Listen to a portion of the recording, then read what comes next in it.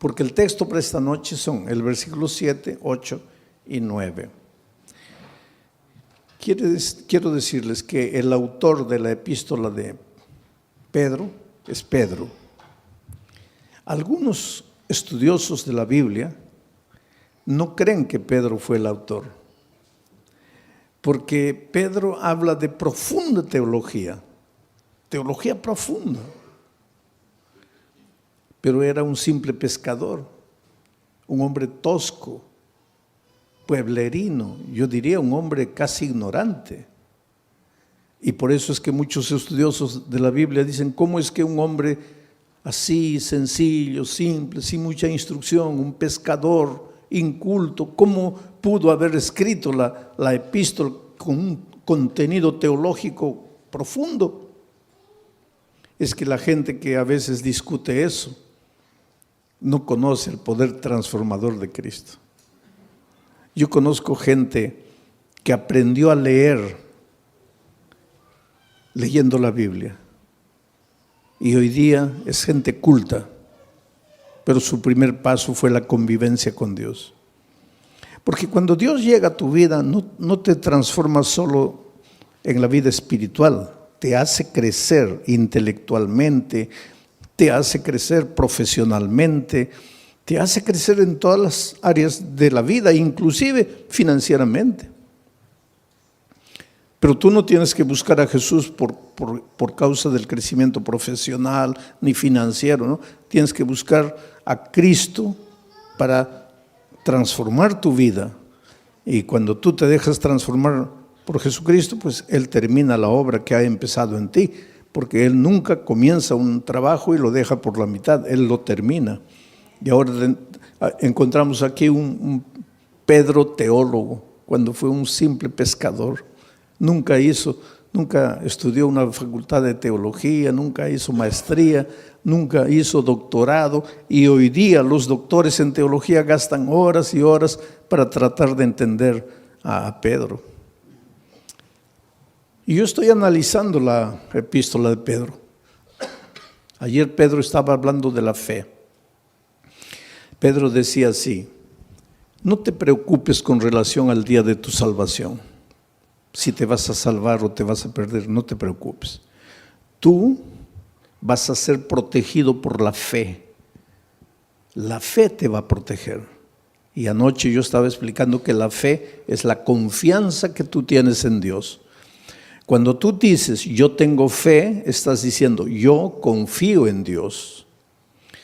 La confianza en Dios. Pero para que tú puedas confiar en Dios, tienes que convivir con Dios. Porque tú no puedes confiar en alguien que no conoces.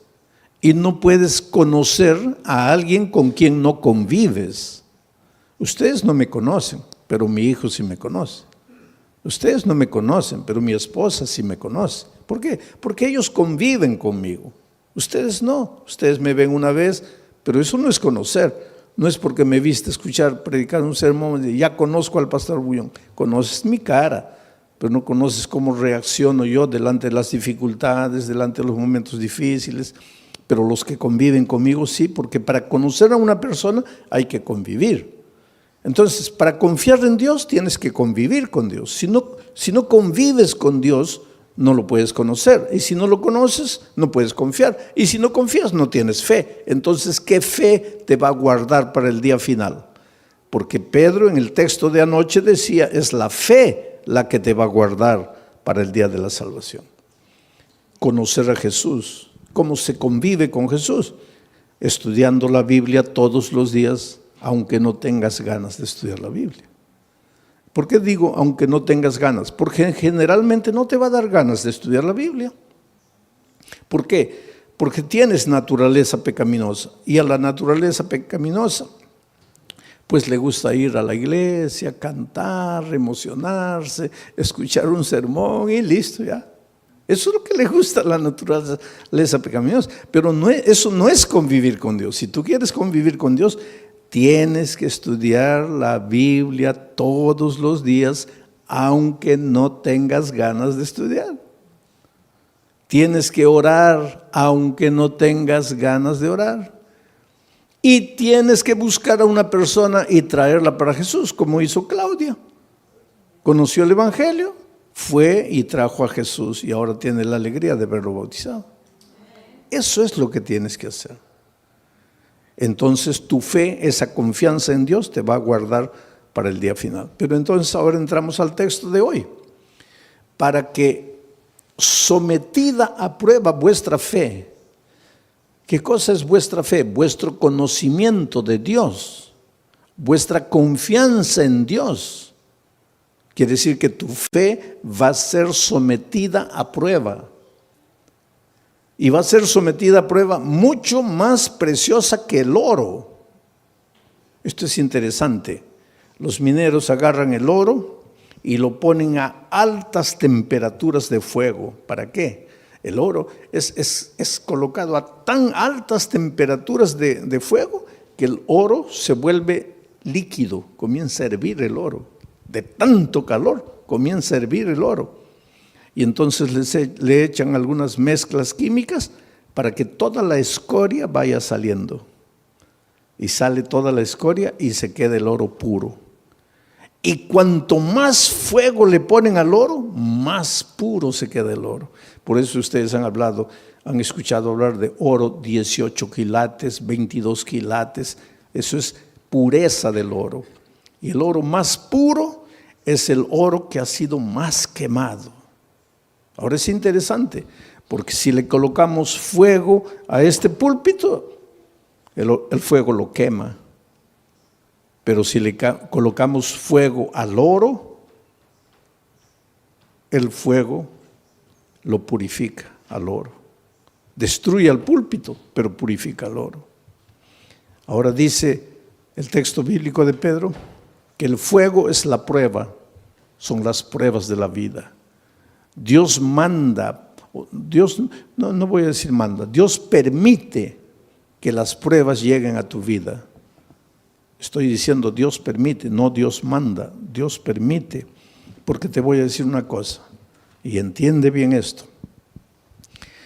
¿Qué cosa es prueba? Todo lo que te hace sufrir, lo que te hace llorar, lo que te aflige, pérdida del empleo, tu hijo se enferma, tu mamá muere, tu esposo te abandona. Aflicciones, pruebas, todo eso, por favor, nunca digas Dios me está mandando la prueba, porque Dios no manda pruebas. Todo lo que te hace sufrir no viene de Dios, viene del diablo. Porque Dios dice, he aquí los pensamientos que tengo acerca de ti, pensamientos de paz y no de guerra, pensamientos de amor y no de odio. Dios solo quiere lo mejor de lo mejor para ti, pero vives en un mundo de dolor. Hasta que Cristo venga, estamos peregrinando en el desierto del dolor de esta vida. Y muchas veces quien nos manda el sufrimiento, el dolor, es el diablo. ¿Y por qué te hace sufrir el diablo? Esto es interesante y esta noche vas a entender. ¿Por qué el diablo te hace sufrir? Tú no le has hecho nada al diablo. ¿Por qué te hace sufrir? Porque Él es el origen de la enfermedad, Él es el origen de los accidentes, Él es el origen de las tragedias. Todo lo que te va mal en la vida es porque Él está por detrás de eso. Pero ¿por qué te hace sufrir si tú no le has hecho nada al diablo? Ahora te voy a explicar. Es que el enemigo del diablo no eres tú, es Jesús. Él quiere derrotar a Jesús. ¿Te acuerdas en el cielo? El diablo se levantó queriendo usurpar el lugar de Jesús. Hubo una pelea en el cielo, dice Apocalipsis, hubo una batalla, el diablo perdió y fue expulsado del cielo. Pero cuando el diablo salió del cielo, déjame imaginar esta escena. El diablo estaba saliendo y miró y le dijo a Jesús, está bien, me venciste una vez, pero la pelea no está acabada. Me venciste ahora, pero ya vas a ver cuando nos encontremos por segunda vez. y fue expulsado.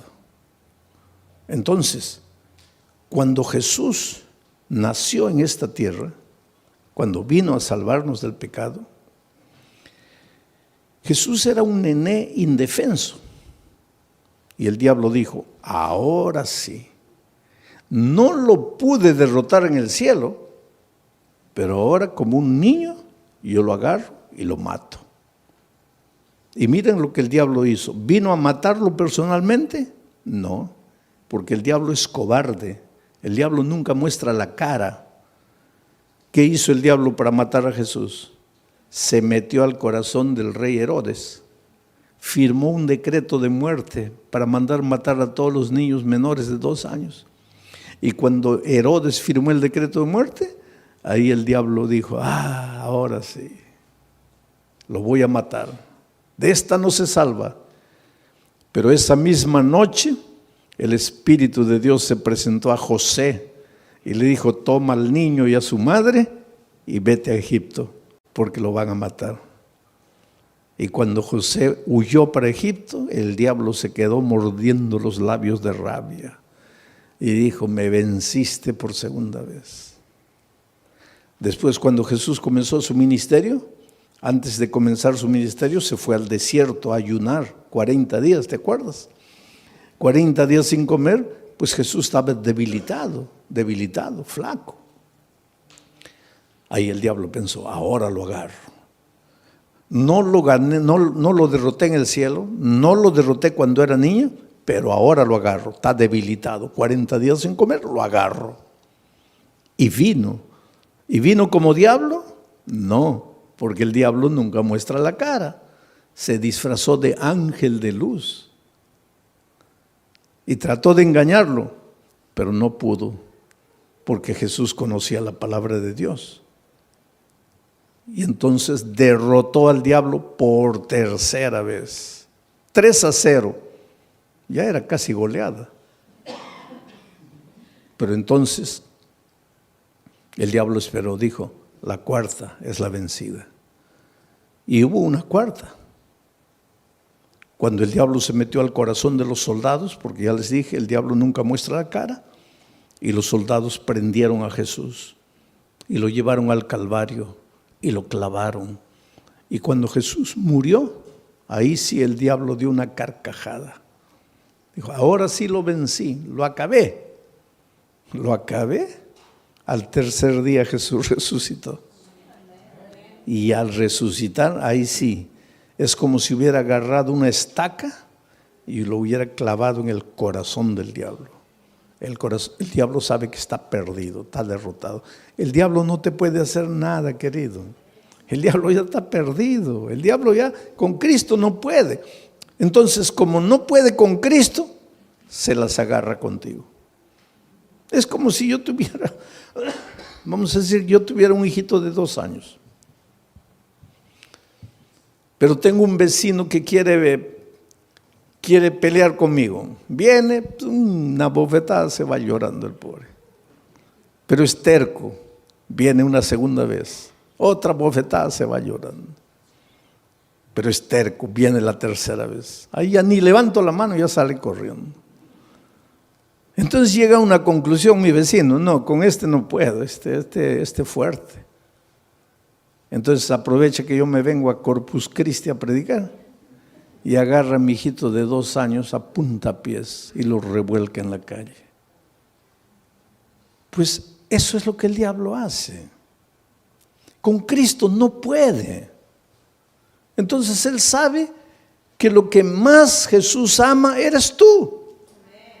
Y ya que no puede con Cristo, se las agarra contigo y te hace sufrir y te hace perder el empleo y hace que tu hijito nazca enfermo y esto y aquello. En realidad el diablo no tiene nada contra ti. Él te hace sufrir porque sabe que haciéndote sufrir a ti, está haciendo sufrir al Señor Jesucristo. Pero ahora viene Pedro y dice así, pero es que los sufrimientos que te llegan a la vida no te pueden destruir porque tú no eres madera, tú no eres plástico, tú eres oro. Y si el fuego de la prueba purifica el oro, mucho más el fuego del dolor, del sufrimiento, va a purificar tu fe. Quiere decir, cuando el dolor llegue a tu vida, tú lloras. Si tienes que llorar, llora. Pero no te separes de Jesús. Dile, Señor, yo no entiendo por qué estoy sufriendo. Y hay una cosa interesante. Cada vez que tú quieres andar en los caminos de Dios, cada vez que tú te propones ser más fiel a Dios, ahí más viene el diablo para destruirte. ¿Por qué? Porque esa es la pregunta que mucha gente hace. Pastor, cuando yo estoy así relajado en mi vida cristiana, parece que no me vienen pruebas. Pero cuando me quiero consagrar, ahí viene todo. ¿Por qué? Simple. Porque cuando estás relajado espiritualmente, cuando no estudias la Biblia, no oras, nada, estás en el terreno de ¿quién? Estás en el terreno del diablo. Puedes estar en la iglesia, pero estás en el terreno del diablo. ¿Y para qué el diablo te va a molestar si ya estás perdido con él? Ya pues te deja tranquilo. Pero cuando viene una semana de oración y tú te entiendes que tienes que reconsagrarte y comienzas a estudiar la Biblia, a estudiar la palabra de Dios, ahí el diablo se asusta. Porque ¿qué dice? No, este se me va a escapar, se me va a escapar. Entonces, para desanimarlo, le mando una prueba. Y la prueba, en lugar de purificarte como al oro, ¿qué hace contigo muchas veces? Te desanima. Es por eso que cuando la prueba es más fuerte, es más que tienes que agarrarte de Jesucristo y no desanimarte. En el Brasil yo estaba haciendo una campaña evangelística en un estadio, y una señora que no era adventista, no era cristiana, nada, nunca iba a ninguna iglesia, nada, pero era una buena mujer, sentimientos nobles. Hay mucha gente que no está en ninguna iglesia, no conoce la palabra de Dios, pero pues escucha la voz de Dios en su corazón y camina, anda bien. Y de repente esta señora vio en la televisión la propaganda de que yo iba a predicar esa noche en el estadio. Ahora, ese día era su cumpleaños. Y de mañanita el esposo entró al cuarto y le dice, mira hija, estoy sin mucho dinero, no he podido comprarte un buen regalo, pero te he comprado un regalito. Y le dio una cajita. Y ella abrió y era la llave de un carro. Y cuando salió al patio, ahí estaba el carro, un carro importado, último modelo. ¡Qué felicidad! Su cumpleaños. Primera felicidad, el esposo se acordó de su cumpleaños, porque hay muchos esposos que ni se acuerdan del cumpleaños de la esposa. Segunda felicidad, le regaló. Tercera felicidad, no le regaló cualquier cosita, le regaló un carro último modelo. Entonces ella estaba tan feliz que cuando vio la propaganda de la predicación en el estadio, dijo, bueno, estoy tan feliz que me voy al estadio a agradecerle a Dios. Va a predicar ese pastor, voy a agradecer. Y se fue al estadio. Feliz de la vida, entró. En la hora del llamado se levantó, vino adelante, le entregó la vida a Jesucristo. Dijo, ay, qué día tan feliz. Hoy es mi cumpleaños, hoy mi esposo me regaló el carro, hoy me entregué a Jesús. No, este es el día más feliz de mi vida. Y cuando sale a agarrar su carro en la playa de estacionamiento, los ladrones se lo habían llevado. Ahí ella comienza a pensar, toda mi vida no quise saber nada de iglesia, no quise saber nada de Dios y nunca me robaron ni un alfiler. Y hoy que le entrego mi vida a Cristo me roban el carro. ¿Qué Dios es ese? Ahí está la astucia del diablo. Tú preocúpate cuando no vienen pruebas a tu vida, querido. Porque a veces no vienen pruebas a tu vida porque el diablo está tranquilo contigo. ¿Para qué te va a mandar pruebas? Pero atrévete a entregarte al Señor Jesús, a caminar en sus caminos, que ahí viene el diablo con todo para desanimarte. Ahora vamos al texto bíblico una vez más. Para que sometida a prueba vuestra fe, sí, porque tu fe tiene que ser sometida, porque una cosa es, sí, yo creo, yo creo. Eso no es fe. Eso no es fe. Por eso es que el creer siempre viene acompañado del bautismo. El texto de Marcos 16, 16 dice, el que creyere y fuere bautizado, este será salvo. El problema es el idioma, porque en español creer y ser bautizado son dos cosas. Pero es que Marcos no escribió ese versículo en español, porque Marcos no hablaba español. Marcos escribió ese versículo en griego, el idioma que él hablaba. Y en griego no son dos conceptos, el que creyere y fuere bautizado, no.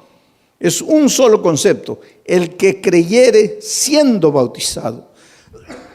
O sea, en griego, creer no es solo mover la cabeza, no es solo teoría. El creer intelectual viene acompañado del creer práctico. Si tú crees, te bautizas. Si no te bautizas, es porque tu creer se quedó en la teoría. Y ese creer teórico no te salva. Te voy a hacer pensar un poco. El otro día una señora me preguntó, pastor, ¿el diablo es ateo? A ver, ¿qué piensan ustedes? ¿El diablo es ateo? No, el diablo no es ateo, querido. Y Santiago explica eso. Dice, ¿tú crees en Dios? Haces bien. Pero el diablo también cree. Y no solo cree, ¿qué más hace? Tiembla. Ahora, si el diablo cree y tiembla, ¿por qué no se va a salvar? Porque su creer es teórico. Su creer no es práctico. Entonces, mucha gente hoy, muchos cristianos, sí, yo creo, bautízate. No, bautismo no, pero yo creo.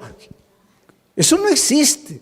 Yo creo, pero no me bautizo. Eso no existe, porque el creer bíblico es creer siendo bautizado. Es decir, la teoría y la práctica van juntos. Y ese tu fe cuando es práctica, tiene que ser probada. Tiene que ser probada. Porque el sufrimiento es como el dolor. Si tú comienzas a levantar pesas, comienza a doler. Levantas 10, ya pesa. Y comienza a doler. Al día siguiente 15, duele. Al otro día 20, duele, pero después te agarran aquí, pura piedra. Así es la fe. Cuanto más te duele, cuanto más dolor viene, cuanto más sufrimiento, tu fe más fuerte, más fuerte, más fuerte. Es por eso que en medio del dolor tienes que agradecer a Dios, porque Él sabe. Él no te manda el dolor, pero Él aprovecha el dolor que el diablo te manda para fortalecer tu fe. Para que sometida a prueba vuestra fe, mucho más preciosa que el oro, el cual, aunque perecedero, se prueba con fuego. El oro que perece, que es de esta tierra, se prueba con fuego. Entonces, si el oro se prueba con fuego, la fe, que vale mucho más, ¿cómo no se va a probar con fuego? Claro que tiene que venir el fuego del dolor. Para que sometida a prueba vuestra fe, mucho más preciosa que el oro el cual, aunque perecedero, se prueba con fuego, para que entonces vuestra fe sea hallada en alabanza, gloria y honra. Quiere decir que tu fe es bombardeada por el diablo. Te arranca lágrimas, te hace sufrir. Muchas veces sientes que ya no puedes resistir de tanto dolor, de tanto sufrimiento. Aguanta un poco. En el nombre de Jesucristo, aguanta. ¿Por qué? Porque ese tu dolor se va a transformar en alabanza, gloria y honra. ¿Pero cuándo? ¿Cuándo? Lee la Biblia y respóndeme. ¿Cuándo? Cuando Cristo venga. Ahora me vas a decir, pastor, pero cuando Cristo venga todavía, yo preferiría ahora. Pues eso es lo que mucha gente hace. Prefiere la hora, cortito, y pierde la eternidad toda.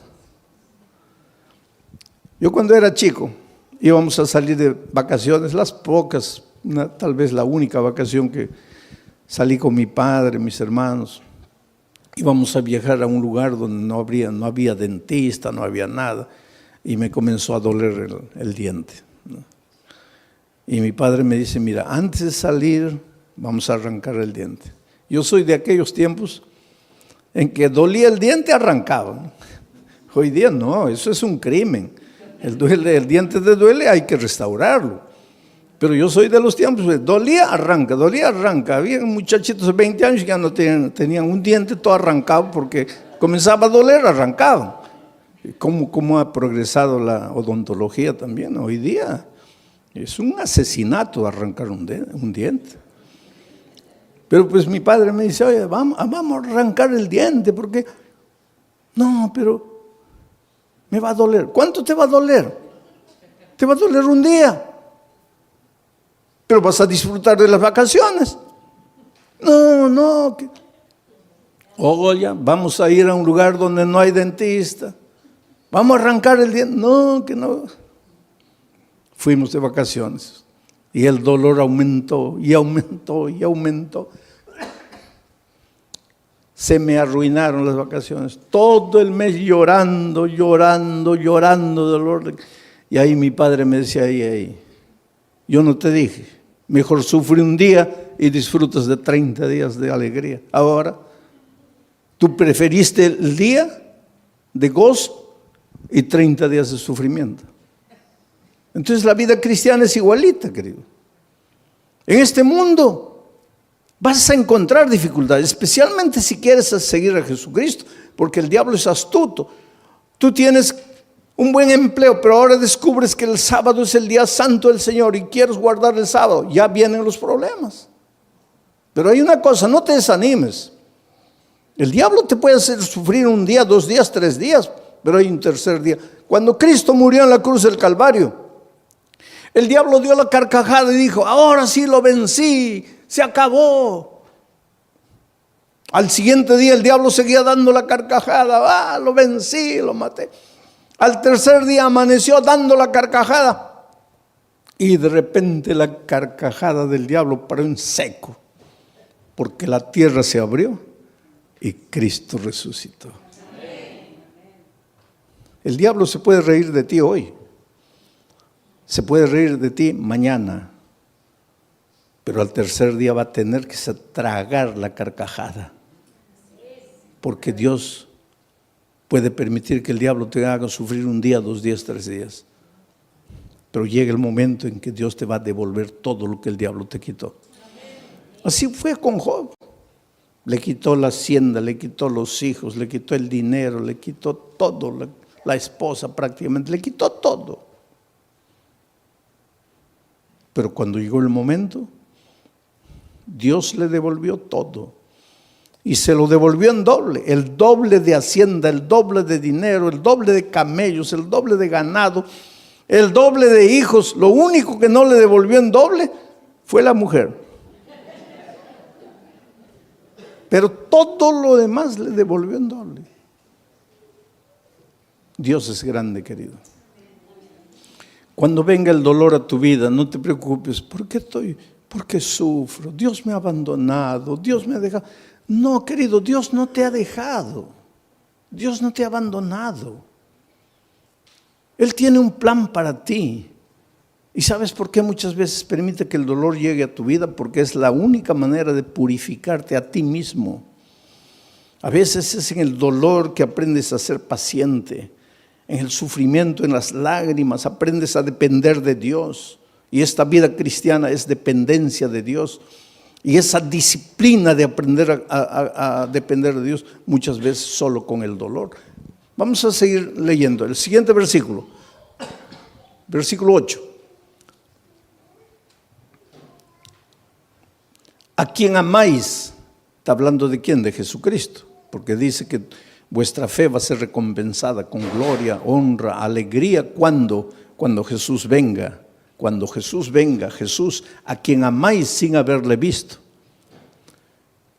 En quien creyendo, aunque ahora no lo veáis, os alegráis con gozo inefable y glorioso. Mira, a quien amáis sin haberle visto. ¿Tú vives con Jesús hoy? Sí, pero no como los discípulos que pudieron verlo. Por eso Jesús le dijo a los discípulos: bienaventurados los ojos de ustedes que pueden ver lo que los profetas quisieron ver y no pudieron. Estaba hablando del mismo. Los profetas siguieron a Jesús solo por la fe.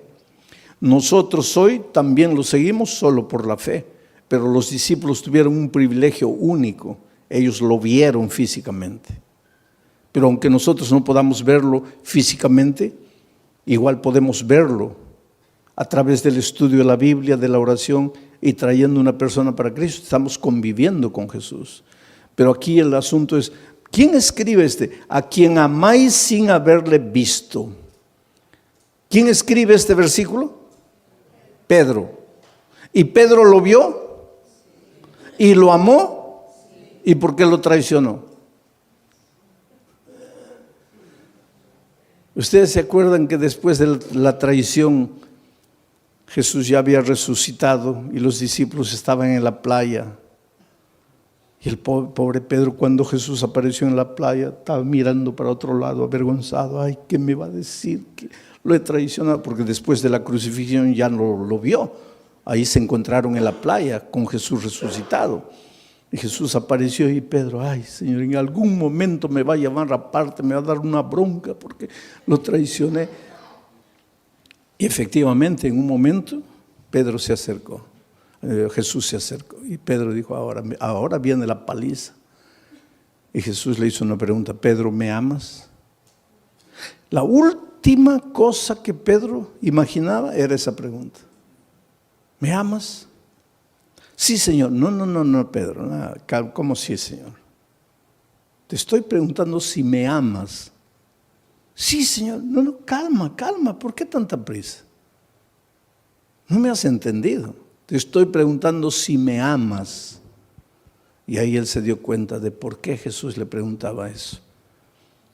Y comenzó a llorar. Y dijo: Señor, yo sé, tú sabes todas las cosas.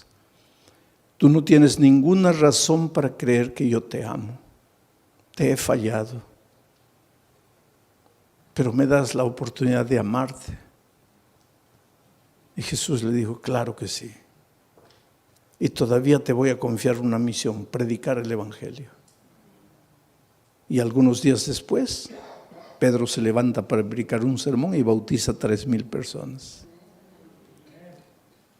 La pregunta esta noche es: ¿tú quieres resistir en la prueba? Cuando el dolor venga, ¿no quieres traicionar al Maestro? Entonces la pregunta es: ¿tú amas al Señor Jesús? Porque Pedro después de haber pasado todo eso dice: a quien amáis sin haberle visto. ¿Por qué dice a quien amáis sin haberle visto? Porque él sí lo había visto. En quien creyendo, aunque ahora no le veáis, os alegráis con gozo inefable y glorioso. Lo que Pedro está diciendo es: tú, aunque no lo veas físicamente, lo puedes amar. Y Pedro, cuando se levantó, se arrepintió y le dijo a Jesús que lo amaba. Dice la tradición, la Biblia no dice eso, pero la tradición dice que él fue crucificado. Y cuando lo iban a crucificar, él dijo: no soy digno de ser crucificado como mi Maestro. Crucifíquenme de cabeza para abajo. Y lo crucificaron de cabeza para abajo. No hay prueba bíblica para decir eso, pero la tradición dice. Sea como fuere, sabemos una cosa: después de transformado por el poder de Dios, él ya no tuvo miedo de morir por Dios. Oh, querido, Dios tiene un plan muy, muy bonito para tu vida. Las tristezas y dolores que llegan a tu vida tienen sentido, pero tienen sentido cuando tienes fe. Hace muchos años atrás, en la ciudad de San Pablo, los jóvenes de una iglesia fueron a participar de un congreso en el sur del país. 40 jóvenes, miembros del coro de la iglesia. Y el sábado en la noche, terminado el congreso, regresaban para San Pablo. Y el ómnibus se chocó. Sabe que los jóvenes venían cantando himnos, los himnos del coro. Venían cantando en el ómnibus y el ómnibus se chocó contra un camión cargado de fierro de construcción. Y el fierro los atravesó. así los hizo como los peruanos me van a entender, como anticuchos, ¿no? Los atravesó. 22 jóvenes murieron. Al día siguiente los periódicos publicaron una noticia.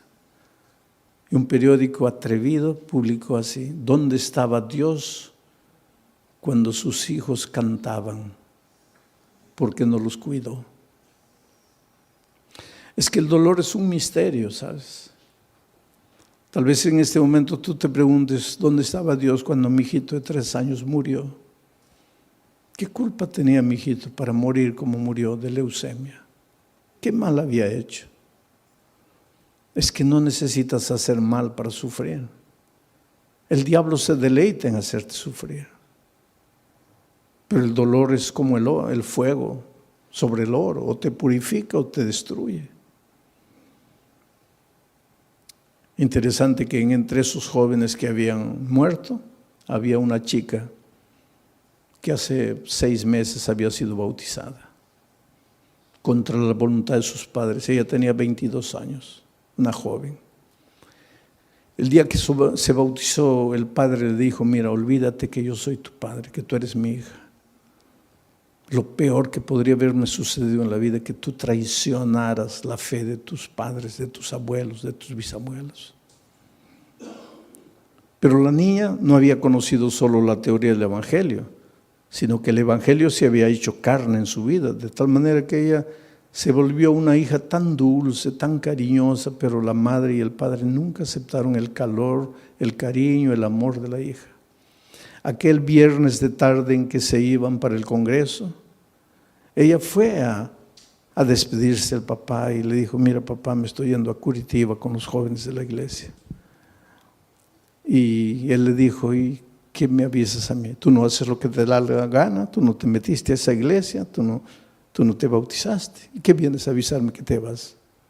Tú siempre haces lo que te da la gana, vete a donde quieras. Y ella le dijo: sí, papito, pero yo vine a darte un beso, me voy. Y cuando se acercó para besarlo, el padre retiró el rostro, dijo: no quiero nada de ti. Y en el camino de vuelta, la niña muere. ¿Sabes que los hijos de Dios también morimos en accidentes?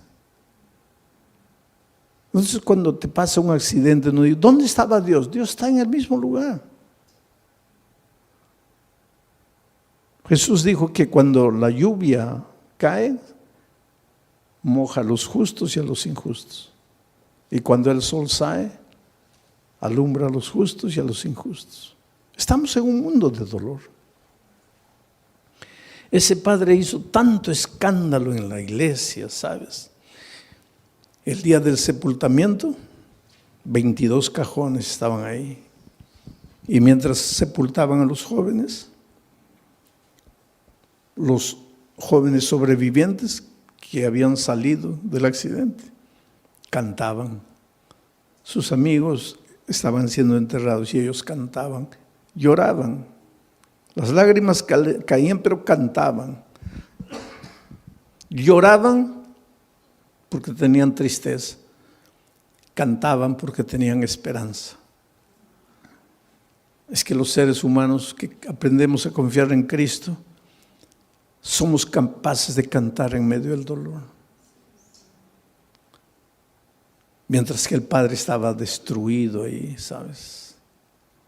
Y cuando llegó el momento de bajar el cajón de la hija, él se arrojó y decía: entiérrenme con ella, quiero morir.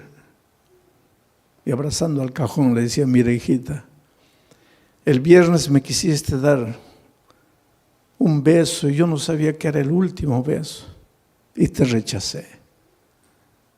Por favor, perdóname. Quiero morir, quiero morir, quiero morir. Fue una escena triste, dramática, cuando sacaron al padre, terminó el entierro, todos se fueron. El hombre se quedó solito junto a la tumba de su hija.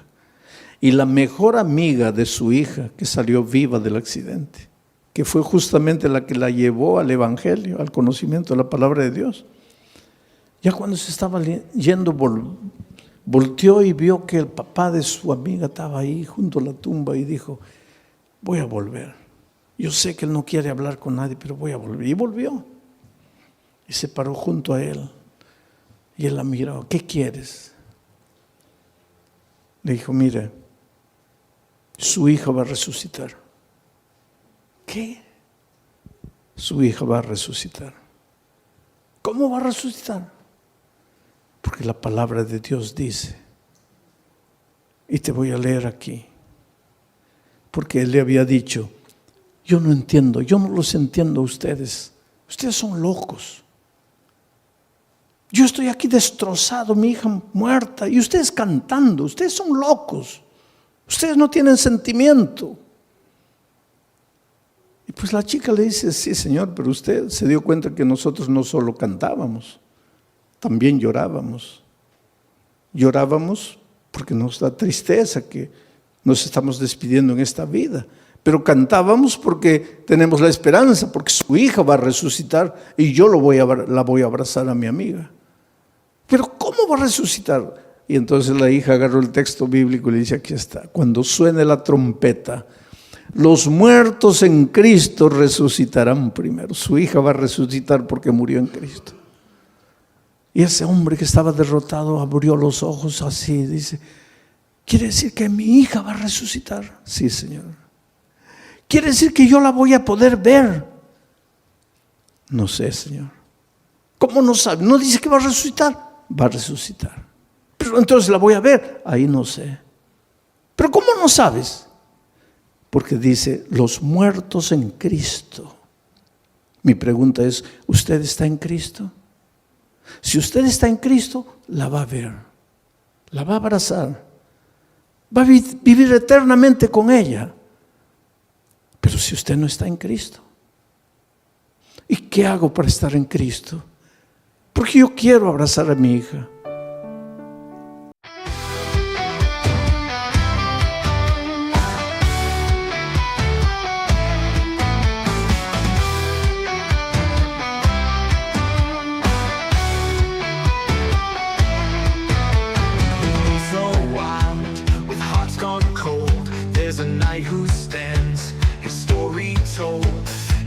With grace and armor bright, fighting the dark with love, not might. He lifts the broken, gives them hope.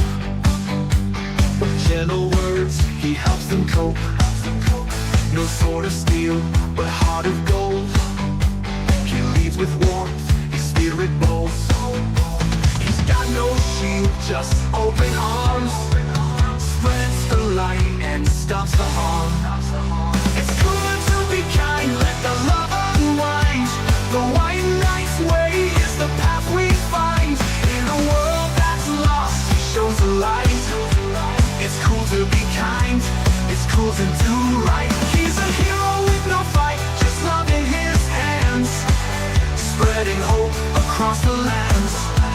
It's cooler to be kind, to lift and to shine.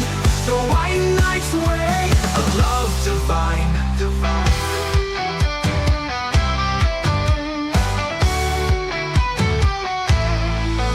Where the shadows loom and voices fade, he finds the lost, gives them a place. No battles won, no kingdom claimed, but in his heart there's love unchained. He speaks with truth, he lives with grace. In every soul he finds a space. Gentle heart, a calming voice. Y ella le dijo: abra su corazón aquí, dígale que ama a Jesús, que quiere caminar con Él, que quiere estudiar su palabra. Y tú sabes que ese hombre se bautizó, la esposa se bautizó, los hijos se bautizaron. Yo solo imagino el día de la resurrección, cuando la niña resucite, transformada para vida eterna, y vea venir a abrazarla a su padre, a su madre, a sus hermanos, todos vestidos de vestiduras blancas y corona de justicia en la cabeza. Y la hija diga: ustedes que me persiguieron, que me maltrataron por causa de la fe, ustedes Están. Y el Padre les diga: hija, tal vez si tú no hubieras muerto, nosotros nunca nos hubiéramos rendido a Jesús. El dolor no llega sin motivo. El dolor tiene un motivo. El dolor llega para purificarte. A veces llega para sacudirte, para hacerte pensar. Por eso la Biblia dice: hoy es el día de buena nueva. Hoy es el día de salvación. Y por eso te voy a hacer una invitación. Esta invitación no es para los miembros de iglesia bautizados, porque ustedes un día pues ya se levantaron, ya fueron adelante entregándole la vida a Cristo. Esta invitación es para ti, querido, que estás estudiando la palabra de Dios, estás conociendo el Evangelio. Esta noche has recibido la invitación de un amigo, de un vecino, de un compañero de trabajo, de un pariente, y has venido esta noche. Pero esta noche quieres decirle: Señor Jesús, yo quiero amarte. Yo te entrego mi vida. Yo quiero estudiar más tu palabra. Yo quiero conocer el Evangelio. Yo quiero prepararme para ir al cielo cuando tú vengas.